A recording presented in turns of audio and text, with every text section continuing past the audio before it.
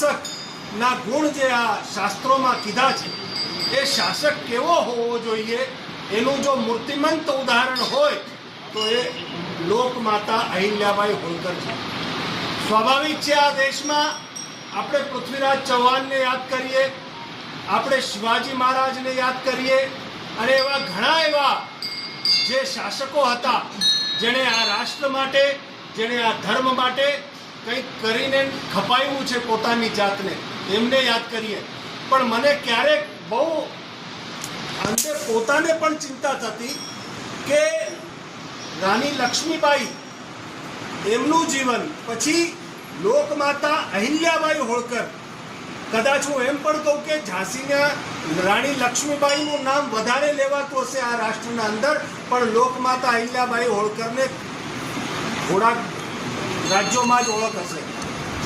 જે લોકમાતા અહિલ્યાબાઈ હોળકરે ફક્ત શાસન જ નહીં, પ્રશાસન કેવું હોવું જોઈએ, ધર્મના પ્રત્યે કેવી ભીરુતા હોવી જોઈએ, શું ધર્મના માટે આપણે કરી શકીએ, એવા કેટલાય એમના જીવનમાં ઉદાહરણો છે, એવા ગુણો છે. તમને સૌને ખબર જ છે, સોમનાથ મહાદેવ મંદિરના જીર્ણોદ્ધારની વાત આવે, કાશી વિશ્વનાથના જીર્ણોદ્ધારની વાત આવે કે ઉજ્જૈનના મહાકાલના જીર્ણોદ્ધારની વાત આવે, આવા અસંખ્ય મંદિરો, આ ત્રણ તો પ્રમુખ મંદિરો કહી રહ્યો છું સાહેબ, પણ અસંખ્ય મંદિરોનો જીર્ણોદ્ધાર કર્યો, ધર્મશાળાઓનો જીર્ણોદ્ધાર કર્યો, અન્નક્ષેત્રનો જીર્ણોદ્ધાર કર્યો. પણ કદાચ આ જુનાગઢ વાસીઓને ખબર નહીં હોય કે ગિરનારના ઉપર પણ અહિલ્યાબાઈ હોળકરે જીર્ણોદ્ધાર કર્યો છે. ક્યાંનો? તો કમંડળ કુંડનો, ગુરુ દત્તાત્રેયની જગ્યા છે એનો, એના ચિહ્નો આજે પણ ત્યાં લાગેલા છે સાહેબ, લખાયેલું છે.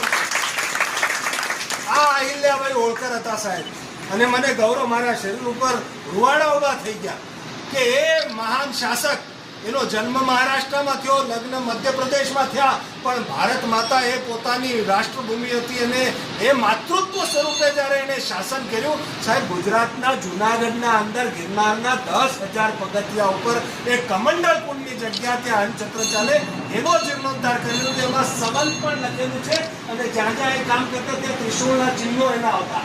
એ બધા હજી આજના તારીખે ત્યાં છે. વિશાલભાઈ, તમારી મારી આ ઉપર ક્યારેય વાત નથી થઈ. મેં હમણાં જ ગૌરવને કીધું કે કોઈને ખબર નથી, અહિલ્યાબાઈ હોળકરે એનો જીર્ણોદ્ધાર કરેલો છે. તો આજે મને પોતાને બહુ ગૌરવ થાય છે ને હું મારા હૃદયથી એમને મારી ભાવ વંદના કરું છું, એમની ચેતનાને, કે એવા શાસક પણ હતા, એવા ધર્મભીરુ પણ એ હતા.